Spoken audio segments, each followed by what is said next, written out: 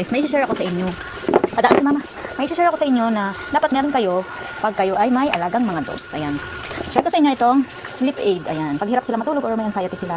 Ayan. Sleep aid. Meron akong pet skin treatment. Ayan. Inaano to, pag anong tawag doon? Pag nagalis-galis sila or sugat or nagrashes, ayan, nagamit ko yan.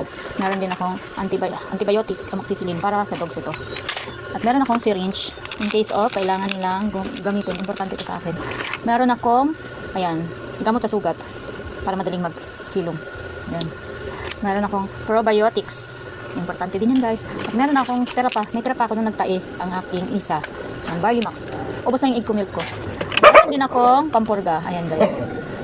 Pampurga yan. Pero ubos na to eh. Meron din akong gamot sa lagnat. Ayan. Lagi naka-ready yan. Meron akong pampatak sa mata. Ayan, para sa kanila yan. At meron din akong panlinis sa kanilang mga tenga. Ayan, guys. Meron din pala ako nito, sambong banaba. Para ito sa pampaihi. Para sa aking mga alaga. Ayan. Iniinom to ni Boogie kasi nagkaroon siyang problema sa internal organs niya. Nagamit ngayon, pampurga nila. Ito yung ginagamit ko ngayon. Kasi madali lang siyang ipa-inom. Ihahalo lang ito sa pagkain. Ayan. Meron ako dyang video kung paano siya ihalo. Ayan, gamitin. Ayan ang mga bagay na importante sa aming mga alagang aso. Adali, isa siya na. Okay na, sarado na natin. Yun lang naman guys. Sana nakatulong sa inyo ang aming video. Bye!